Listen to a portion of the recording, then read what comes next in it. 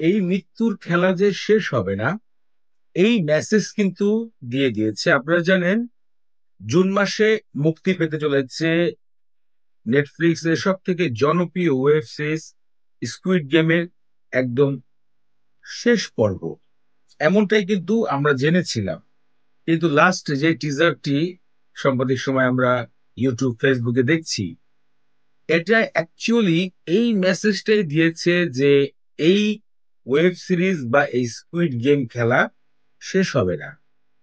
এটা যেন নতুন করে একটা খেলার জন্ম নিচ্ছে। কারণ আপনারা যে লাস্ট ওয়েব সিরিজে দেখেছেন যে নতুন যে খেলোয়াড়দের ভিতরে একজন প্রেগনেন্ট ছিল, তিনি তার বাচ্চা প্রসব করবে এই খেলার ভিতরে, রানিং খেলার ভিতরে। এবং এখান থেকে এই মেসেজটা দেওয়ার চেষ্টা করেছে, এই খেলার সমাপ্ত হবে না, এই মৃত্যুর খেলা চলতে থাকবে। কোনো না কোনো ভাবে, কোনো না কোনো দেশে, কোনো না কোনো নতুন রূপে, নতুন ভাবে, এইভাবেই এই খেলাটা চলমান রবে। অ্যাকচুয়ালি আমরা যেটা মনে করেছিলাম যে এই ওয়েব সিরিজটাই শেষ হয়ে যাবে, কিন্তু না, এমন ভাবে শেষ হবে যাতে পরবর্তীতে পরিচালক পড়ে আবার নতুন করে আমাদের সামনে রিপ্রেজেন্ট করতে পারে, আপগ্রেডেড ভাবে এটাকে আবার নিয়ে আসবে পরিচালক। আসলে স্কুইড গেম এমন একটা সিরিজ, এই থিমে এর আগে অনেক কাহিনী দেখা গিয়েছে, অনেক সিনেমায় দেখা গিয়েছে, যেটা নতুনত্ব যে মানুষ মেরে জুয়া খেলা, এটা নতুনত্ব না।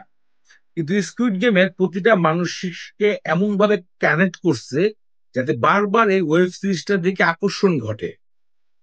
নায়কের যেই ব্যাকগ্রাউন্ড ইমোশন গুলো এখানে অ্যাড করেছে, যে সে যে একদমই ভালো মানুষ তা কিন্তু নয়, সেই বিষয়গুলোর সাথে তার সন্তান, তার বাবা মা এবং অনেকগুলো মেসেজ লুকিয়ে রেখেছে।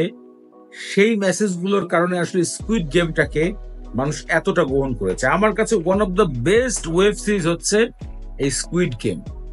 আমি নেটফ্লিক্সে কোনো সিরিজ দেখেছিলাম এর আগে মনে নেই, কারণ নেটফ্লিক্সে কোরিয়ান ড্রামার প্রতি আমার এত একটা আগ্রহ ছিল না। জাস্ট এই স্কুইড গেম একবার দেখার পর আমি ফ্যান হয়ে যাই।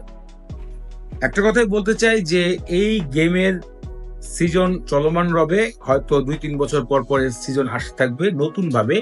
তবে এই লাস্ট যে সিজনটা দেখব, যেটাকে বলা হচ্ছে লাস্ট সিজন, সিজন 3, এটা যে কতটা মারাত্মক লেভেলে অ্যাড করা হচ্ছে তা এই টিজারে আমরা আসলে বুঝতে পেরেছি, এবং এটাই মেসেজ, এই মৃত্যুর খেলা শেষ হবে না। তো টিজারটা দুর্দান্ত লেগেছে, ফাটাফাটি লেগেছে আমার কাছে, তাই আপনার কাছে শেয়ার করলাম। আপনাদের কাছে কেমন লেগেছে ভিডিওতে কমেন্ট করে জানাবেন।